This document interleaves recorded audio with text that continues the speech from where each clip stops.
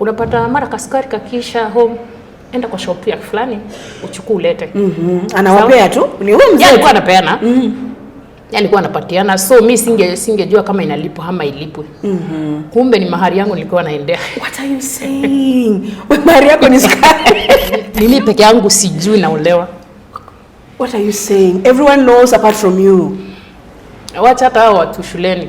Mpaka nikipita huko kwa shopping center nikienda shule kila mtu alikuwa anajua naolewa. At this time uko how old? I was around 12. Sikungoja kuongea tena. Nakumbuka kuna kinjiti fulani nilikuwa nimeweka hapo kando ya kitanda. Nilichukua nilimweka zingine za kufuatana mbio akatoka. Sijiona dada akimwaga machozi but niliona akinjificha. Walimnyima na kumwambia hawezi kubali. Wakamwambia msichana aenda akaolewe. Ashamaliza shule, anaweza oleka, so hakuna mambo na shuleni. Sasa mtoto msichana ukishamsomesha, mali ataoleka ndiye atapeleka mali. Unamsomesha ndio nini ifanyike. Na hivyo ndivyo walikataa.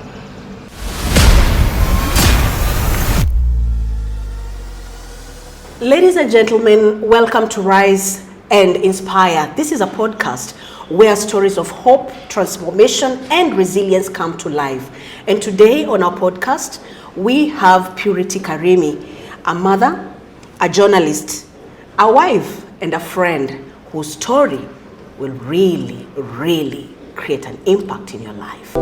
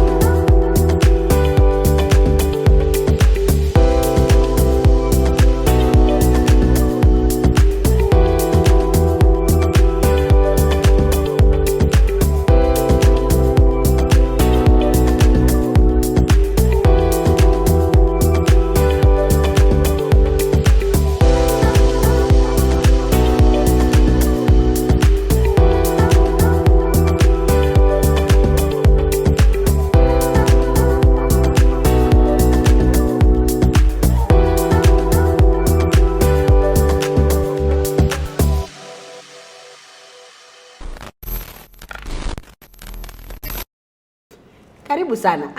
Thank you so much. Why are you laughing? Asante. Nani anacheka? Ona huyu. At least nimejikaza nikuwe serious wewe unacheka. No, okay, how is Chipo? Why are you eating junk anyway?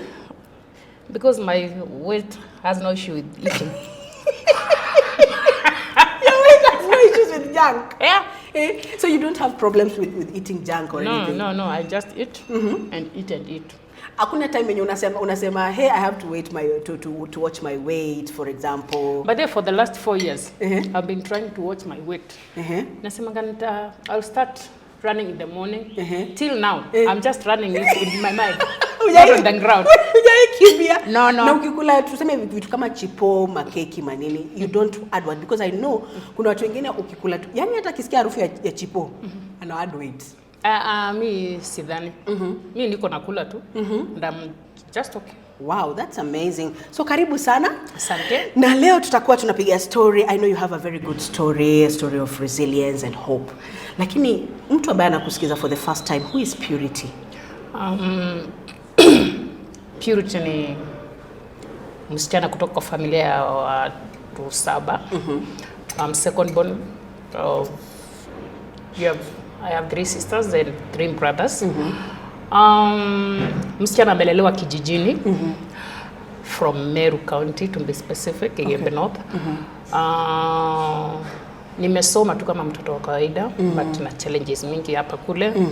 Mara kukosa shule sababu ya uniform. Mara vitabu hazipatikani. Maisha tu ya chini but nashukuru Mungu mahali nimefika. Yeah. Yes. So ilikuwaje mpaka ukaamua kuwa mwanahabari na sio career nyingine? Mimi mali nimetoka, hata saizi ukichunguza kuna story mingi sana kuhusu watoto wasichana kutosoma. Unapata mtoto msichana akisha kuwa mkubwa kidogo, kitu cha kwanza anafaa olewe. Yes.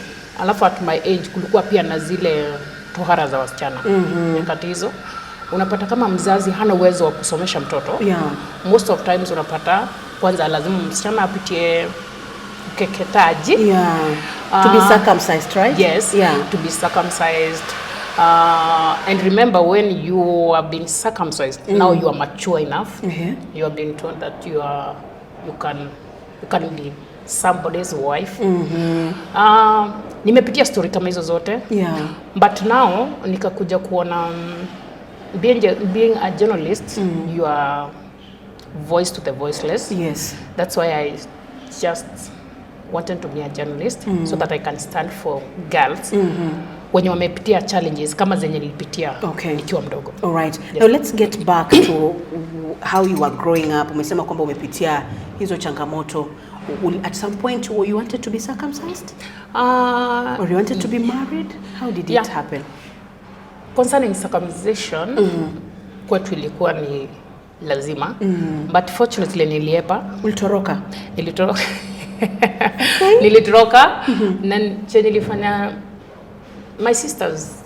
my elder sister, I was there and one of my cousins wakifanyiwa that act. Na mimi nilikuwa mdogo, I was 6. Yes. Yeah. I was 6 years. But yeye alikuwa mkubwa kidogo, ndio alikuwa ameniacha na around 6 years. Okay. So at least yeye alikuwa 12 huko, sasa alikuwa msichana mkubwa. So I remember ilifanyika usiku. Ilifanyika usiku. So mimi niliona my sister after kukeketwa, niliona alifaint. Okay. Alifanywa kwa nyumba yenu tu? Yes, kwa nyumba. Niliona kwanza. Is it your parents ama your aunties or majirani? Huko kitambo ulikuwa unapata wakeketaji ni wa mama wazee. Okay, yeah. But funny enough, my grandmother alikuwa mmoja wao. Okay, yeah. So she was the one mwenye alikuja. Akafanya hiyo shughuli, so nikaona my sister amefaint. Yeah. Because of excess bleeding. Yes. Kwa zile wakati nikaona kuna daktari fulani waliita, sijui alikuwa daktari wa kijiji, siwezi kumbuka njuni kitambo, alafu nilikuwa mdogo. Yes. Vile aliitwa saa kwa hizo harakati kwanza aanze kusaidiwa yule ako pale, mimi ndio nilipata chance ya kuchomoka. Okay, because you thought it was you're going to be the next one. Yes, I was going to be the next one. So ilibidi nilichomoka nikaepa. After kutoka, utatoka alafu uende wapi? Na mwenye anafanya hizo shughuli ni your grandma. Yes. So kuepa mimi nilienda nikakaa nje for around 2 days. Nikarudi mimi nikamwambia staki. So ikawa nikakuwa so rude. Nakumbuka. So they started labeling you names, right? Yes. Kuna jina fulani inaitangwa huko but I didn't care. Though nilikuwa mdogo but niliona siwezi pitia kitu kama hiki. Kutoka pale ikawa hivyo na ikawa sasa sipatikani tena na siwezi kubali tena. So hapo ndio niliponyokea hiyo. Okay. Kitu cha pili, masomo. Nilikwambia tena nimelelewa kwa familia yenye haikuwa inajiweza. Na unajua kama mzazi anjiwezi kusomesha mtoto, solution ni mtoto kuoleka. Okay. So mimi nakumbuka when I was in class 4, vile nilifika class 4, ilifika mahali dad akaacha kuninunulia vitabu. Okay, class 4. Yes. That should be like, you were like 13, 12 years? Or 12. I was 12. Not even 12, I was 11 juu nilimaliza shule nikiwa 17. Okay, yeah. So dada akaacha kuninunulia vitabu. Naona ndugu zangu wenye walikuwa ni maangu wengine walikuwa shule 4. Anaenda anunua vitabu hizo 32 pages. Ilikuwa na 32 pages. Alafu anashare na wao. Anapatia wao. Mimi hakuwa ananipatia. Nikijaribu kuchunguza anasema huyu mtoto ni mwerevu, sitaki aniaibishe. Shule. But I thought ukiwa mwerevu kwa familia it should be pride, something like as for him, sidhani ni kunichukia, alikuwa ananichukia, but alikuwa naona I think hii italeta aibu kwake, sababu sasa mtoto amepita ataweza kumpeleka shule. Okay, unaona? Okay, all right. So mimi mimi nilikuwa nafuata mam, kwetu kuna place watu walikuwa wanaenda kukata kuni jangwani huko. So nilikuwa mimi nafuata mam akienda shamba. Namfuata naenda na kata kuni. By then kulikuwa na vichaka si kama saizi zimepungua. Naenda kata kuni, unazikausha mahali, then nakuja nazo nauza. So nikishauza ndio napata pesa ya kununua hizo vitabu. At least napata kalamu ya kwenda shuleni. Kufika class 5 nilikuwa karibu kuacha shuleni. Kuacha shule sababu ilifika mahali nikakosa mpaka uniform. Yeah. Siwezi pata sare ya shule. At this time your father ananunulia your younger brothers. Yeah, yenye anaweza, though hakuwa na ile uwezo, but yenye ataweza atawasort. But mimi I think intention ni niache shule, sana give up na shule. Kumbuka nikiwa class 5, the school I was, tulikuwa tunavaa dresses za blue, sky blue, then na pink blouses. Yeah. But mimi vile niliona sina uniform na ni kama hii shule sasa imekwama. Nakumbuka kuna msichana fulani alikuwa amemaliza shule na walikuwa anavaa inaitwa ni dark blue. Navy blue, walikuwa wanavaa navy blue. Yeah. Hiyo ndio nilienda nikachukua. Alikupatia? Yes, alinipatia. Nikakuja nikasoma nayo mpaka class 6. Okay. Nanjikaza tu zile tuitions unapatanga tu watoto, sijui umelipiwa tuition, sijui Saturday unaenda shule. Hii haikuifanyika kwangu. Okay. Sasa so you used to learn by yourself? Unasoma tu, na hata siku anajua hata nasoma nini. Tulikuwa tu ile mwalimu akifunza class na malizana na masomo. Mimi naenda, but what I knew I was right. Yes. Kufika class 6 ile nini kakuwa matambara kabisa, that dress. So bahati mzuri kuna watu walikuja shuleni, siwezi kumbuka walikuwa kina nani. Walikuwa unaambiwa ulipe 150 ushonewe dress. So nikarudi kama kawaida jangwani kutafuta kuni. Nikakuja nikatafuta kwa muda, nikapata ile 150, nikaenda nikalipa. Njoo hata nilipa nikiwa mwisho. Nilishonewa dress. Ushonewa dress ya blue, ikawa saa ile kitambaa imeisha. Okay. It was funny though. Unajua saa dress ikishona lazima iwekwe pockets. Ilikuwa inawekwa pockets. Sio za nje, si kama saizi unapata zimefichwa zina. Yeah, zimefichwa ndani na kafiti. You can't know kuna pocket. Yes. Sasa nakumbuka nikishonea hiyo dress, hiyo kitambaa ilikuwa inashona ya blue, nikaisha. Nakumbuka niliweka yangu sijui vifuko za green. Oh no. Okay. Yeah, niliweka mfuko za green. Na nikasurvive nayo by them mpaka class 8. So hiyo time yote nimekuwa kutoka class 6. Sasa unaona vile time watu wanaanza kuwa serious sana kusoma. But sasa as for me haikuwa lazima nikimbizane ile masomo sana. Ukitoka si unaenda kufanya kazi nyumbani sijui nini. Nilisukuma tu class 6 kufika 7. Ikawa sasa hata siwezi beba vitabu kwenda nyumbani nazo kusoma. In case kama tumepewa homework ama nini. Mimi nafanya kila kitu naacha shule. Sababu hata nikibeba nyumbani sitapata mafuta ya taa. Sisi tulikuwa tunatumia ile koroboi ile. Sitapata mafuta ya taa. Let's call a lantern. Lantern something. I remember. Tulikuwa tunatumia kwa nyumba yenye tulikuwa tunalala. Unaona sasa kwetu wasichana ndio wakubwa. Vijana ni wandogo. Na by then our last born alikuwa amezaliwa, so wao wengine ndio walikuwa ndogo. So nakumbuka kwetu kulikuwa kumejengwa nyumba kubwa. Then jikoni na kanyumba ka wasichana.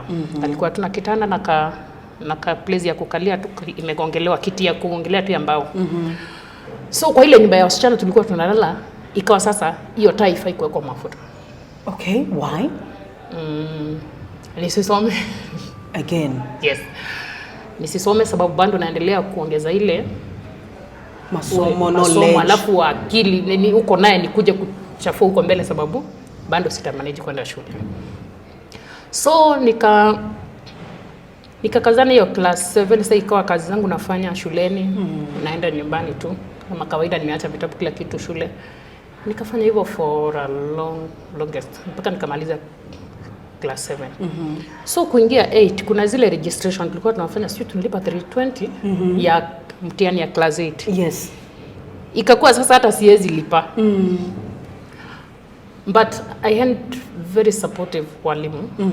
Walikuwa wanajua mimi ni mwerevu, but bado hakuna ile uwezo, hakuna vitu mingi siwezi fanya kama hizo tuition singelipa, vitu mingi tu. Nakumbuka kuna mwalimu fulani alinilipianga, tu nilisikia juzi ni late siku hiyo. Alilipianga hiyo 320. Then akaniambia sasa nataka usome hata kama hali ni mbaya, jikaze upite mtihani. Yeah. Mimi nikakazana, so by the way I was so good in mathematics. Ikawa sasa hata walimu wananipatia chance ya kwenda kufunza class 7 and 6 mathematics. Wow. So ikawa sasa walimu wamenipenda sana na niko karibu na wao. So kila kitu ilikuja kuharibikia time nilikuwa almost kufanya mtihani wa class 8. KCPE that time, KCPE, right? Yes. KCPE. Sababu as for me nilijua tu life ni vile sipati chance ya kusoma nyumbani. So I had to lean on myself. Yes. Chenye nafanya nisome, nifanye shughuli zangu. But sasa uko nyumbani nisibebe vitabu eti niseme niende nikasome. Yeah. Sasa ikawa story ikaendelea, so ilifika mahali nikapata kuna kijana fulani alikuwa anapenda sana kuja kwetu. Nikiwa class 8 ndiye alianzanga. Unapata anakuja kwetu jioni. Each and every day. Okay. Anakuja kwetu jioni. Was he a neighbor or mtu unajua? Nilikuwa namjua. Alikuwa na shop. Okay. Karibu na kwetu. So ni mtu mzima, sio kijana mwenye age mate or something? Alikuwa mtu mzima. Alikuwa na shop karibu na kwetu. Hii ya kuuza tu vitu general tu shop. Yes. So mimi nilikuwa naona kila jioni around saa 1:30 saa 2 anakuja kwetu. Anakuja anapita nyumba ya kina wazazi wangu mahali walikuwa nakaa, the main house. Anakaa then anatoka, akitoka anapitia jikoni. Juu sasa unajua ile nyumba nyingine tunaishi haina taa. So ni gizani. So kabla tulale obvious siwezi enda huko. So wote tunakaa jikoni. Mahali wa brothers walikuwa wanalala. So akirudi anapita, anakuja anatuambia nimeenda kwa heri. Na mimi na ile utoto yangu bado kwa heri. So mimi nilikuwa nimezoea ni jirani yetu, sikuwa naishi ama nini. So ilikuwa mazoea kila wakati anakuja. Kila time anakuja. Alafu nikaona pia vitu zimeanza kuchange nyumbani hapa kule. Unapata mara atakuwa tunapata kaskari hivi. Juzi tumelelewa na uji asubuhi. Unapata mara kaskari kakisha home, enda kwa shop ya fulani uchukue ulete. Anawapea tu? Ni wewe mzee. Alikuwa anapeana. Alikuwa anapatiana. So mimi singejua kama inalipwa ama ilipwe. Kumbe ni mahari yangu nilikuwa naendea. What are you saying? Wewe mahari yako ni sky? No way. For real?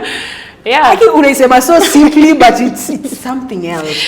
So ukituma uende sukari, hiyo ni mahari, wanakata nusu ya mahari.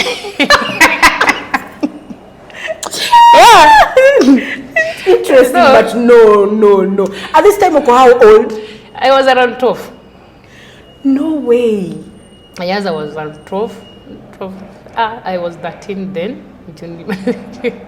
Yeah, nilikuwa naenda, mama amesema mpatie hii. Allow me to laugh because umesema. Najua sasa mpaka nimezoea so. That was so bad. So ni nani huyo alikuwa anakutuma? Was it your mother, your father, your parents? Yeah, my dad and my mom. My mom. Your mother was also in it. Yeah. Of course alikuwa anajua.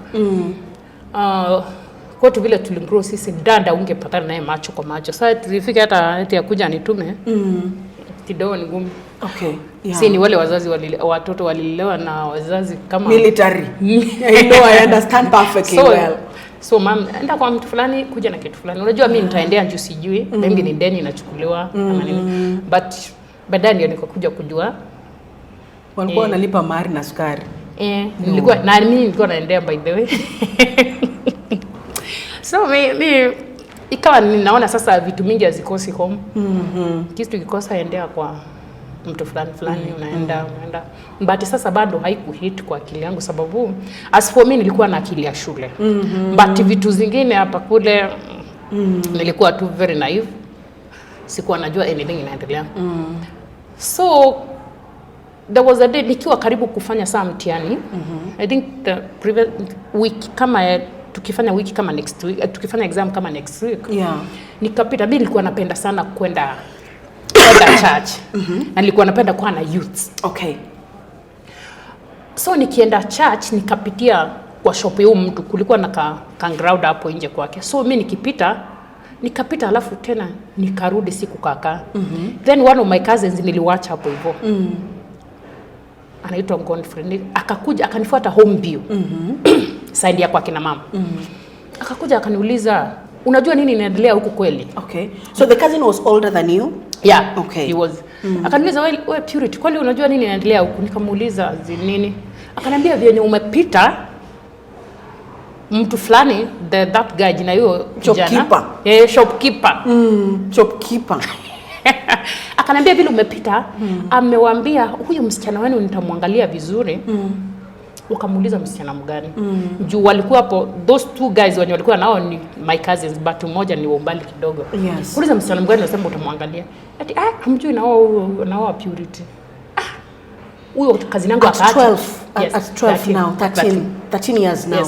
Mpaka kazi yangu akaacha kama amemgonga. Akamuuliza unasema nini wewe? Unajua ni mtoto. Ndio akakuja akaniuliza unajua nini inaendelea huko. Nikamuuliza nini, sijajua anything. Akaniambia so and so amesema anakuoa. Okay. Na ashangri na wazazi. Sasa ninakuwa unashindwa, nikamuuliza kuolewa aje. Ndio sasa you don't understand, you're too young for that. It's something. Nikamuuliza kuolewa aje, anioe aje. Ananiambia ndivyo amesema wazazi wako wamekubali kushamaliza shule unakuwa bibi yake. Sasa hapo so shule kumaliza ni class 8. Wanangoja umalize class 8 next week. Yes. Wakati wa KCP and you go to your husband. Yes. At 13 years. Yes.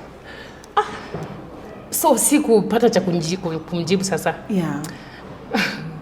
Mimi cheka tu namwambia nani amekwambia? Akaniambia vitu umepita ndivyo amesema. Na akatoka. Akukata mali niko mimi nikabaki zile za kuolewa aje sasa. Yeah. Juu ni kitu singefikiria vitu kama hizo saizi. What I knew, mimi nilijua nitasoma. Na kitu ilikuwa mimi kwa akili yangu nilikuwa najua nitasoma nimalize class 8.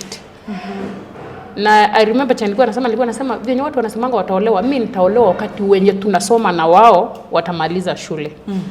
Njoo I was 100% sure sitaweza kwenda shule. Hivyo mimi ndio nilikuwa najua, but hii deal ya kuoleka hapa ilinipata off guard. Yeah, I know. Sikuwa najua.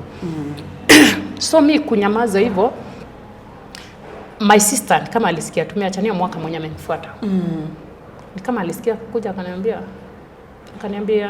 kwanza alinyamaza, alikuja akaniangalia na akanyamaza akatoka. So the following day, juu saa kuna mwenye ningeambia hata mama ama nini singeongea kitu. So the following day asubuhi tukikunywa uji asubuhi tuende shule. Yes. Nakumbuka tulikuwa jikoni. My sister huyo mwenye alinifuata akaanza kusema watu wengine wanatoanga jasho na mapua alisema kama umbwa. Wale watu sweat kwa mapua. So alisema hivyo. So kusema hivyo nini sasa? My mom is very clever. That guy alikuwa na sweating mapua. The shopkeeper now. The shopkeeper now. Yes. So mama alijua direct chenye anaongelelea ni na ni kama alikuwa ashaanza ku notice kidogo maybe naweza kuwa nimejua kitu. My mama akarukia sister yangu. Akamwambia wewe tabia yako ni mbaya. Unasema nini wewe? Unaongelea watoto wa watu vibaya. Nikamwambia okay. Hivyo ndio niambia mama, nikamwambia kwa hivyo anaongelea watu vibaya. Nikamwambia kila kitu yenye mmepanga nishajua. Na sitaolewa. Hivyo ndivyo niliambia mama. Mama kaanza kuniambia wewe, Purity unajua wewe ni mtu wa church. Usiingie kwa vituko za usistako. Nikamwambia hata kama mimi naendanga church. Hii naye sitaolewa. Hata kama mnipeleke shule. Yeah. Nitakaa mpaka wakati mimi mwenyewe nitaamua.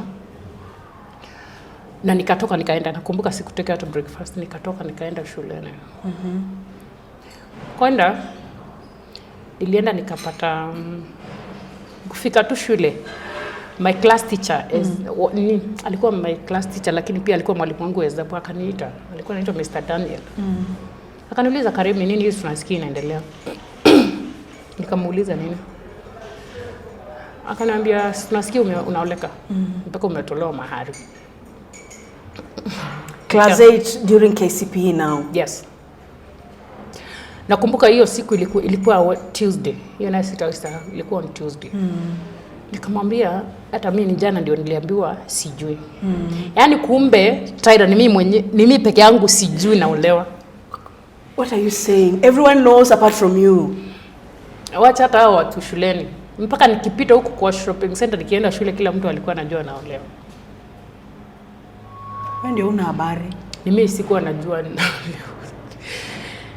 najua naolewa. So mimi nikamwambia sikuwa najua na sijaambiwa. So nikamwambia mimi jana ndio nilisikia kitu kama hicho but sikuwajua. Tukiongea hivyo head teacher naye akakuja with the same thing. Akaniambia, Karemi, hatuwezi allow kitu kama ifanyike. Akaniuliza, umeambia pastor wako? Hivyo ndivyo niliuliza. Sasa niliambia pastor sababu hiyo church tulikuwa tunaenda, mwenye alikuwa pastor hapo alikuwa shapostiwa hiyo shule ilikuwa akiwa deputy. Nikamwambia sijamwambia sababu siku anajua. Nimeambiwa hata mimi nimesikia jana. Akaniambia hata kwake ndio ndio mwambie kila kitu. So nikaenda nikabisha kwa ofisi yake. Nikamweleza, akaniambia hizo story zote zimekuwa zikiendelea na uje niambia tunakutana church daily. Nikamwambia hata mimi sijui. Na sasa sijui hata mambo ya kueleka saa nitatoa wapi mimi sijui anything. Ndio sasa akaniambia, nakuja kwenu kama mwalimu wako, nitakuja kama pastor wako, na nitakuja kama ndugu yako. Where I come from, kuna hii traditional mtoto kijana akitairi, kuna yule mtu sijui mchunga kwa nyumba akiwa jadoni. So my dad ndiye alikuwa anachunga this pastor akiwa kijana. Okay. So traditionally as for them, he is my brother. So akaniambia nitakuja kwenu kama pastor wako, kama mwalimu na kama ndugu yako. Kama wataki kupeleka shuleni wakuache. Na wafai kulazimisha anything. Tukaongea tukaangrivo, mimi nikamwambia sawa. Nikaenda home lunch time. Aliniambia atakuja kukiwa Thursday. Akaniambia niko na shughuli kesho Wednesday. Akaniambia Thursday nakuja. Nitakuja kuongea na wao. So mimi nikarudi home lunch time hiyo Tuesday. Kitu sikuwa na expect ninapatana na dad home. Of which ilikuwa sore ya ako nyumbani mchana. Nikaingia mimi nikakula githeri yangu. Nikatoka. So kwetu kulikuwa kumefenziwa gate 3. Ile fenzi ile ya ushago ya kwanza, ya pili. So kwetu niko barabara kabisa. So nikatoka mpaka kwa main gate. Kutoka ndio nasikia ananiita, mimi nikarudi. Kurudi na nasimama nje, si ananiona nimefika. Bado akanamaza. Mimi nikafungua hiyo gate ndogo nikaingia. Akaniambia, Purity, mambo ya ile boma mahali sana nionyesha ni where my mom comes from. Akaniambia stories za kutoka huko sitaki kusikia nazo. Okay. So aliniambia hivyo sababu mwenye aliniambia story ya kuoleka ni cousin, my cousin from side ya kwa kina mama. So alikuwa ni kama anakuthreaten. Yes. Akaniambia sitaki kusikia stories za kutoka huko. Mimi nikasema ndio, na nikatoka nikaenda. Mimi nikaenda shule, nikarudi jioni. Nikakuja hata siku kukaa jikoni vile nilikuwa nimezoea kukaa kitchen. Nikakuja tu nikalala, nikaingia kwa room tulikuwa tunalala, nikakaa hapo. Nikafika kitu around saa 1. Kama kawaida yule chelera kuja. Sasa kukuja hiyo siku vile alipita kwenda kwa kina mama, hakukaa vile ukaa. Alikaa kidogo, I think ilikuwa around 5 to 6 minutes. Then akatoka. Akakuja akasimama nje ya mlango ya ile nyumba nilikuwa. Au kwa nyumba kalikuwa karibu na gate. Akasimama kwa mlango. Unajua saa nyumba ni giza, ndio kuna taa. So mimi namuona nikiwa ndani. Kidogo dada akatoka akakuja akamuuliza, mbona umekaa nje? Ama nyumba haina taa. 2 years down the line sijiona taa inawashwa kwa nyumba, but hiyo siku dada akasema nyumba haina taa. Akaita my younger sister, akamwambia Doris, kuja chukua hiyo taa upelekee mamako iweko mafuta. Si ati mafuta iko kwanga iko. Mafuta ilikuanga lakini hakuwa anataka kuwasha. Hiyo ndio nakumbuka, mafuta iko ikosa kwetu. Nakumbuka ilikuwa inanunuliwa na kibuyu. But kuwasha taa haiko inakubalika. Hapana, angeweka mafuta ndio usisome. For 2 years hujawahi ona mafuta ikiwashwa kwa nyumba yenu. But now the shopkeeper is here. Mafuta hapo kwa mlango. So mafuta sistangu akaambiwa achukue hiyo taa aende aweke mafuta. Akaweka na akawasha. Akakuja akaniakia hapo akaniambia, leo umeona mafuta. Wacha. So that was sarcasm, right? Ananiambia leo taa imewekwa mafuta. So vile iliwekwa pale, nilikwambia nyumba ni kakitanda peke yake. Kitanda alafu na kameza kamegongelewa kambao, then na kafo hapo hivyo. Na imejaa kio hivyo. So vile ile taa iliwekwa pale, that guy aliingia mwenyewe. Yeye akaingia akakaa pale kwa mlango, hapo karibu na mlango kwa hiyo bench. Bila aliingia alikaa kama ameangalia chini hivi. So nilikuwa nimechemka. Nikamuuliza, nini unaangalia chini? Si uniwe kichwa uniambie chenye ulikuwa umekujia. Kabla hata nijibu nikamwambia, si umemaliza na wazazi wangu kuambia unataka kunioa. So sasa hivi ndio umekuja kuniambia unanioa ama? Anaambia hapana, si ati nimeongea na wao. Nikamuuliza ujiongea na umefanya nini? Si nimeambiwa huku nje unataka kunioa sababu uko na kanti. Akaniambia hapana. Nikamuuliza, nakumbukanga nilimtukananga, sitaki kutaja. How old was this guy ukimwangalia ama ukiangalia? Alikuwa around I think 24. Hata sasa hivi namuonanga ni mzee tu. Yeah. So nikamwambia hata uwezi niombea Mungu nisome. Nikunioa unataka kunioa. Akaniambia hapana, hata ukitaka nitakusomesha. Sikungoja kuongea tena. Nakumbuka kuna kinjiti fulani nilikuwa nimeweka hapo kando ya kitanda. Nilichukua, nilimweka zingine za kufuatana mbio akatoka. Wanasema hasira wa mili wanakuaga na hasira. So unajaribu kusema kwamba hasira is constant. It's constant. Hiyo nayo. Nilichukua akafungua gate akatoka. So vile alitoka mimi nikafunga mlango na nikalala. Kesho yake sijui nini ilifanyika. Sasa unajua kesho yake sasa ni Wednesday. Mimi nikaamka kama kawaida nikatoka, hata sikuenda jikoni kunywa chai. Jubano nilikuwa na hasira mingi tu sana. Hata kama nilikuwa najua sina hope ya kwenda shule, singe expect kitu kama hicho. Yes. Saa hizo. Unajua saa hizo nafanya hizo vituko zote. Nakumbuka already my elder sister, she is married. Alioleka akiwa 16. Okay, kumaanisha pia aliolewa akiwa minor. Yes. Nakumbuka alikuwa ashaolewa, hata akuwa home. So mimi nilikuwa nimeachwa. So after mimi nikaruka nikaenda tu shule kama kawaida. So ilikuwa inakaa tu ukipita kila mtu anakuangalia, like everyone, the world knows about you. Yes. Kila mtu anajua mimi ni bibi after 1 week. Nafaa kuoleka. Akina nilikuwa mdogo. Nilikuwa karefu kakonda. I can imagine at 13 years. So mimi nikaenda shuleni kama kawaida. Nikarudi jioni. Basi naona mama aniongeleshi. Hiyo Wednesday. So mimi sikujali. Ndio nilijua tu si tulikorofishana hiyo Tuesday asubuhi. Mimi nikaendelea tu na shughuli zangu, nikakuja nikakaa tu kwa room yetu. Dada kuja hiyo siku, hakukuja home. Nikangoja, silikuwa mimi najua yule pastor atakuja kwetu Thursday. Na nilikuwa najua anything can happen. So nilikuwa tu alert. hiyo Thursday after kutoka shule nikakuja nikakaa, nilikuwa na expect akuje, hakukuja. Hakuja hiyo Thursday. But sasa Friday nikamsikia akikuja. So vile nilisikia anaingia, mimi nilijitoa. Nikaenda kwa shosho yangu kukaa huko. Na still hizo siku zote kutoka Wednesday, Thursday na hiyo Friday sijiona dad home. Na sijui alienda wapi na siwezi uliza. Okay. So vile alikuja, mimi sitaki kujua nini niendelea. Mimi nilienda nikalala kwa shosho yangu. Asubuhi Saturday nikaamka, hakuna mwenye ananiongelesha. Si mimi niko tu, sasa utafanya nini? Hakuna mtu anaongelesha, uambii fanya kitu. Mimi niko tu.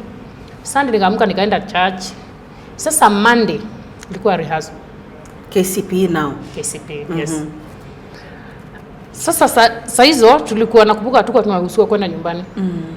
So tulikuwa tunaambiwa ubebe pesa ya kula kitu saa 4 na saa 7 pia tutanunua chakula. Ndio sasa tuende nyumbani majioni, hatakuwa tunakubaliwa kurudi home. So si mimi nikaamka hiyo Monday, bado sijaona dad home. Nikaenda nikajiandaa, alafu nikamwambia mom nisaidie na pesa.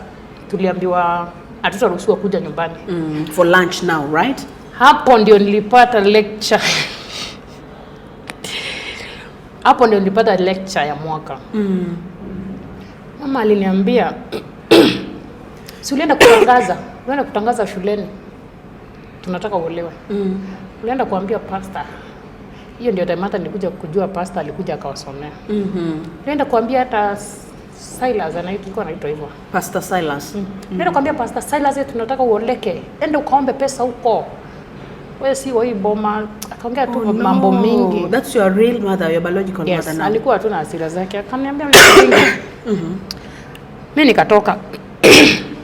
nikatoka nikaenda.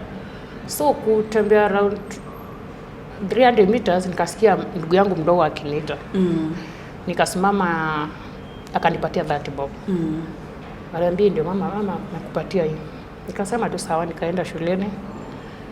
Kwenda nikapata walimu wengi walikuwa wanajua sasa nini inaendelea. Nikapata my mathematics teacher ametuma na 300 niletewe. Then that pastor akatuma pia sister yake na another 300. Akamwambia atumie hiyo na umwambie in case wakimsumbua akifanya mtihani akuje.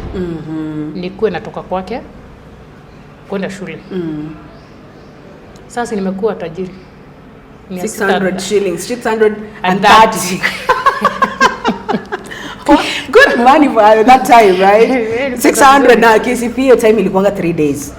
Sasa 200 madam, ilikuwa na pesa. Ilikuwa na pesa. Unajua hiyo time I think soda ilikuwa hiyo 30 shillings. 35 ama ilikuwa ngapi? Ikienda sana. Na tu keki. You're good to go. Hata keki hazingepatikana huko, ni mandazi. Kangumu. Sasa mimi niko sawa, I'm good to go. Rehearsals zikaisha, nikafanya exams hizo siku 3, bado dada kuirudi home. Okay. So ni reasons why your dad was not coming back home. Is it because ulipiga shopkeeper? So nilikuja ku realize yule chali alimwambia vile nilifanya. So ile hasira saa akajitoa. Okay. Ndio saa hata angeni confront tena na so kwa ile hasira akaenda. So mimi after kumaliza mtihani nikakaa saa hivyo tu kama mtoto hana pa kwenda. Ilikuwa tu mimi nikiamka nikisikia hizo kurusenzi zinaenda mahali naenda juu. Sasa hakuna mtu ananicontrol. Hakuna mtu anakuambia tu usiende hapa fanya hivi ama nini. Kila mtu ameninyamazia. So nikakaa hiyo time tulikuwa tunakaa kabla result zitoke. Yeah, tulikuwa tunakaa for a period of time. I remember those years. So mimi kukaa ikawa sasa mimi naenda tu hizo nini za church. Kama kuna mahali kuna youth seminar mimi nawafuata. Ikiwa kuna mahali kuna Sunday school naenda. So ikawa sasa mimi niko safari hizo tu. Alafu I think even now I am. I was a very good interpreter at that age. Okay. Na bila saa wahubiri wanahubiringi Kizungu, interpret na lugha ya mama. Nini? So ulikuwa unafanya Kizungu I was good at it. Wow. So ulikuwa unapata maembe mali pastor fulani amekuja mahali fulani anataka interpreter. Kuna msichana wali she can interpret. So I was so good on it. Wow. So ndio ulikuwa unapata kuna mali kuna kitu fulani interpreter watahitaji. Mimi naenda tu. Naenda kufanya, I'm just loving it. Si eti hata nilikuwa napunguza stress za nyumbani to forget about what was happening at that time. So ndio nakumbuka time exam ili class 8 after hizo results zilitokea. Nakumbukanga hata sikuwa home. Nilikuwa mahali fulani Crusent. Nikasikia results zimetoka. So that pastor alikuwa hapo, alirequest hizo nini na simu. Request na simu nilikuwa nimepata 346. Wow, out of 500, yeah. So sasa hizo nikasema at least nimepita. Na bado pale hope ya shule bado aingi. So after that ndio nikarudi home. Kurudi home sasa hapo ndio kila kitu li change. Vile nirudi home nilipata dad yuko tu. But sasa so results zishajulikana kila mahali. So wewe umeenda crusade, your dad hajakuwa nyumbani for the whole week. Umetoka crusade, now this is your father at home. Nimempata. Yeye kuniambia anything ama kuniongelesha hata. So kitu ilikuwa pia imeanza kumhit, ni kila mtu alianza kusema huyu msichana asipoenda shule hakuna mtoto ataisoma huko. So kila mtu so everyone was seeing your potential apart from your parents. Tunasema hata wao walikuwa wanajua mimi ni mwerevu, but sasa shida yao kubwa ni hiyo kuwa disappoint. Nipite watu waseme mtoto alipita wa fulani akakosa kwenda shule. Hiyo nilikuja kujua tu baadaye. Hata kuna wakati ilifika nikauliza mama, hivi tu juzi si kitambo, I think last year but one. Nataka nikamuuliza mama, mbona mlikuwa mnataka niolewe at that age? Nikamuuliza nikitaka kukuoji unaweza ambia watu kitu kama hicho. Akaniambia hata uniita hata TV gani? Nitasimama niseme. Okay. Akaniambia hakuna mzazi atakange mtoto wake asaidike. Akaniambia tuliona atungeweza kupeleka shule na the only option we had huyu kijana alikuwa na pesa na duka. Akaniambia sasa unaona sasa tulikuwa tunajua utakaa maisha mazuri. Anyway, sasa hapo pale nilipata saa sijeona dad vile nilirudi akiwa na wasiwasi kama hiyo time. Nilianza kuona how desperate it was. Kila mtu alianza kusema mtoto asipoenda shule hakuna mtoto ataisoma. So ndio niliona imeanza kumhit. So kitu ambacho alikuwa anaogopa now this is happening. Now this is reality. So mimi nikasema na mimi sasa nikakuja nikakaa chizi. Nikaanza kusema mimi liwe naenda shule. So sitaki confront dad, namuogopa. Na sijaisimamana na yeye tuambiane kitu. So ilikuwa mimi ni mama. Mimi lazima niende shuleni. So ilikuwa tunapitana mchezo ya paka naenda na handa mama jikoni. Nikiona dad na hepa. Naogopa confrontation with him. Ikafika time nakumbuka kuna time nilikaa around 4 days hata sijikunywa maji. Niliona dad alienda kutafuta the same guy. Huyo kazi yangu mwenye alikuja kuniambia mambo ya marriage. Kaenda kumtafuta akamwambia hebu ambia Purity akule. Ndio I think alianza kuingiza hata ile pia wasiwasi maybe naweza umejua singekula kitu juu actually sasa ilianza kuniambia kumbe nafaa kusoma. Hata kama nilikuwa nasema nikae tu ningoje wengine ndio akili kaanza kugonga nafaa kuwa shuleni. Barua za shule zikakuja. Nilikuwa nimeitwa tu shule post. Nilikuwa nimeitwa Kagangals. Very nice school. Sasa barua ndio hii. Hakuna hope ya kwenda shuleni.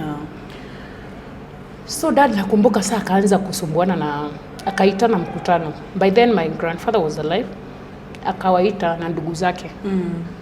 Akaenda akaambia baba yake ampatie kwetu tunapanda miraa.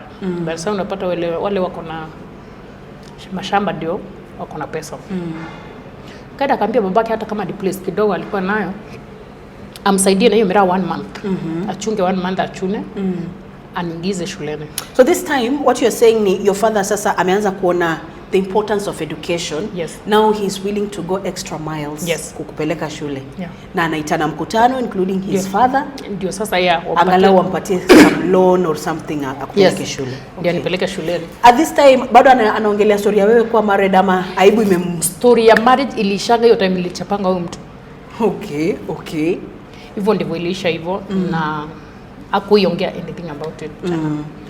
So kwenda ndugu zake wakakuja na one of their cousin then na babake wakaitana, akawakalisha chini akamwambia, mimi mtoto amepita na sina pesa na nataka aende shuleni juu vyenye huko naona anaweza hata nijumiza.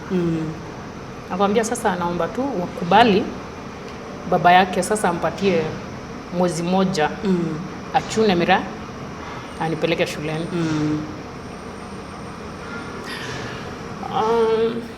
Discussion iliendelea tu kwa hiyo meeting tu mingi. But sasa unajua mayangu walisema nini? Mtoto wa msichana unamsomesha asaidie na nini? Okay. So they did not see the essence of msichana kusoma. Yes. Na hiyo ndio tabia ambayo iko na watu wengi hizo hivi. Sasa mtoto msichana ukishamsomesha mali ataoleka ndiye atapeleka mali. Unamsomesha ndio nini ifanyike. Na hivyo ndio walikataa. Okay. Sijiona dada akimwaga machozi but niliona akinjificha.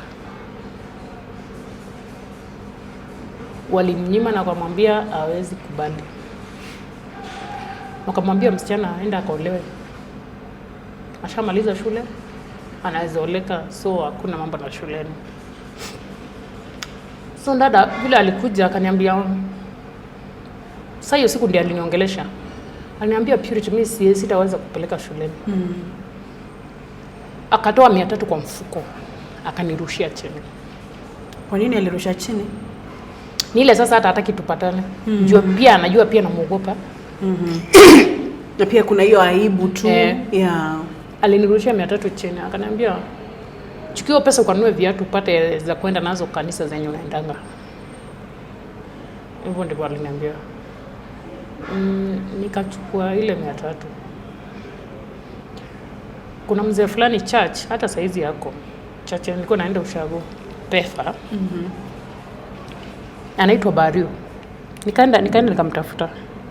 Nikamwambia twende unionyesha mali mnatoanga hizo. Unaona kuna uto tuni walikuwa na print kitambo to matangazo church. Tundogo hivi, kaslip tu kadogo tu. Nikamwambia nataka unionyeshe mali mnatoanga hizo karatasi. Akaniuliza ni za nini?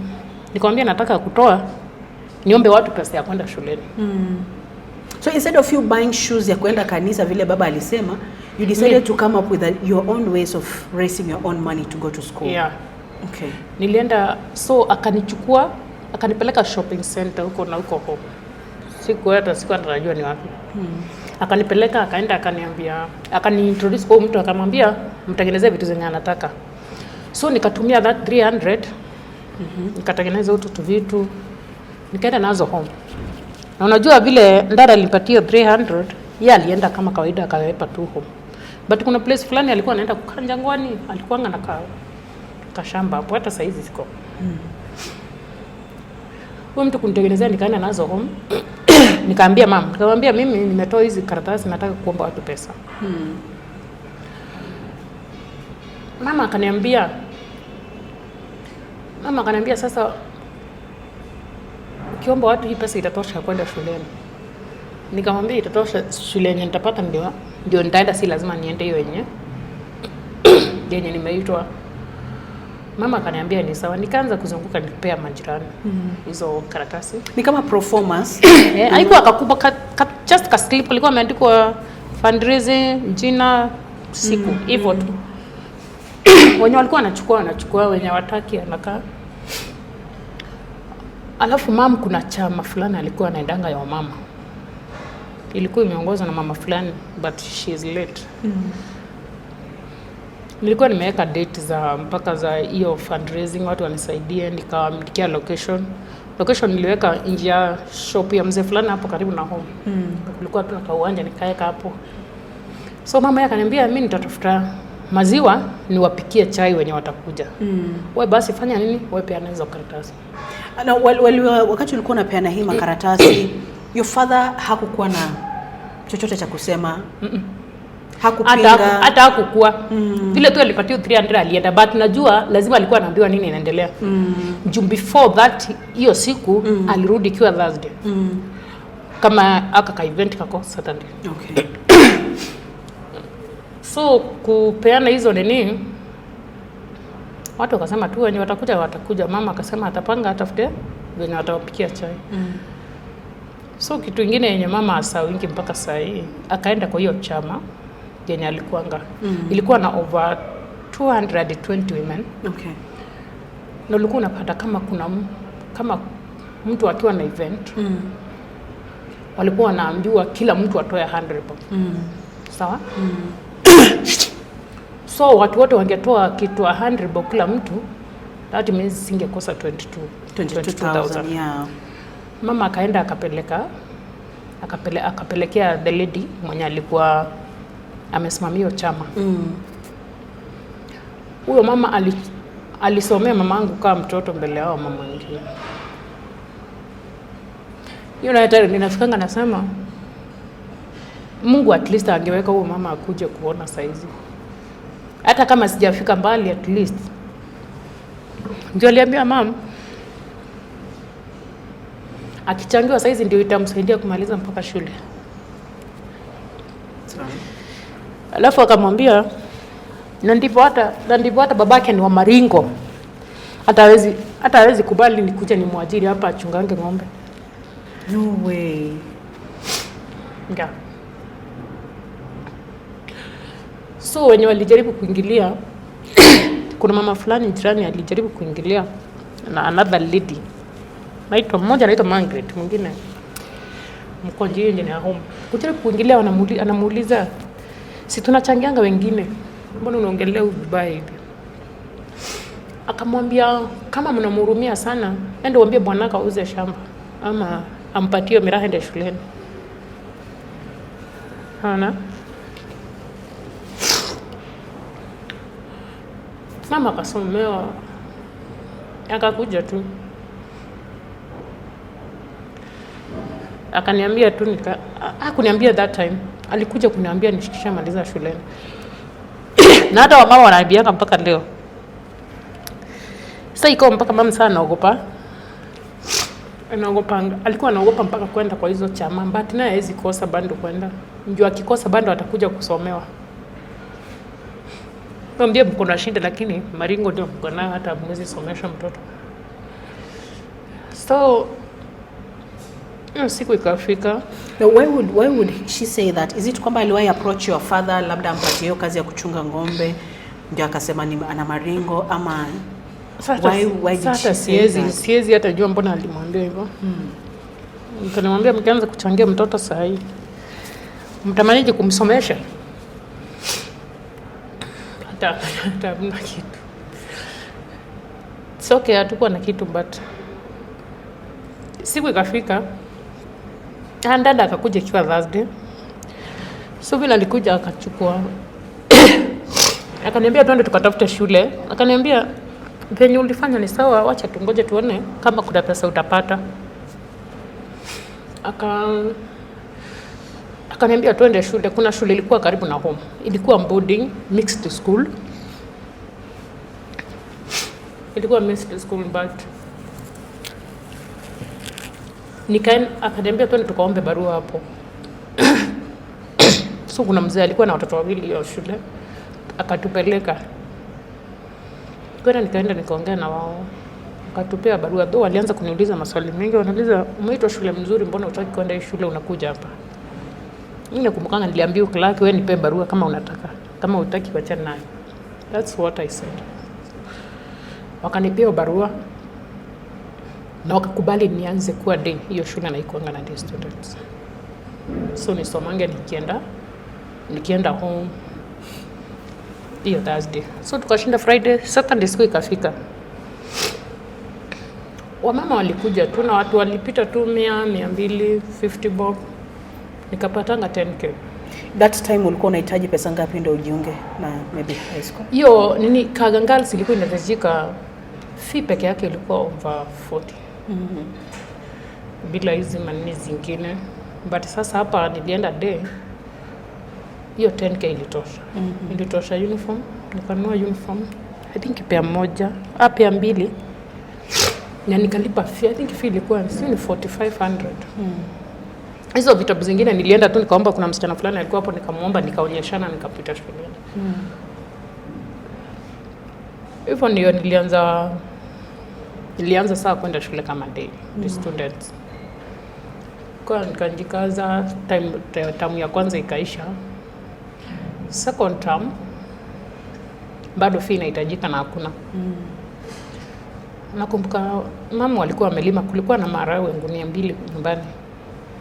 Tukabeba tukapeleka shuleni. Hii ikasimamia hiyo fee ya second term. That term kakaumana proper sasa.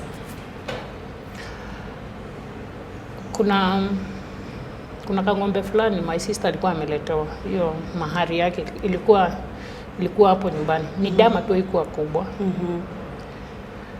So dada akasema wacha auze anilipie shule. Sijui nani aliambia sister yangu mahali alikuwa. So ilikuwa mahari yake. Akakujia ng'ombe. Why are you laughing? It's sad though. No, stop it. So yeye aliambiwa mali yako inataka kuuzwa, akakujia ng'ombe yake. Yeye alikujia. So tukujia sijui nani alikutana na yeye. Akamwambia alifungua ng'ombe akaenda naye kwenye alikuwa anaenda. Ndio kuna mtu alikutana naye akamwambia ni laana kujeshi. Ndio ni roju. Sasa kwa barabara alikuwa ameshika dama anatembea naye. Yes. Akasema ni yake iwezi somesha mtu. Okay. So ikarudisha yangu. So hata sikumbuki nini ilifanyika from there. Ndio nakumbuka sasa kutoka hapo ndio sasa niliona hakuna hope. Kutoka hapo sitapata fee tena. Kulikuwa kumeanza watu walikuwa wameanza kuapply bursary. Nika apply once nikapata mara moja. Time nyingine kuapply nikaambiwa kuna mzee fulani alikuwa amesimamia, nikaambiwa alisema nashinda mtoto wake shuleni. Siwezi pewa tena bursary. Yes, katika hivyo. So because ulikuwa unashinda mtoto wa huyu mzee mwenye alikuwa anapeana bursary. Nakumbuka mtoto huyu mzee tulikuwa tumetoka naye primary moja na bado tukakuja the same high school. Nilipeangwa mara moja kutoka hapo ikakatika. Juu unashinda mtoto wake shule. Hiyo nikakauka pia ikiwa hivyo.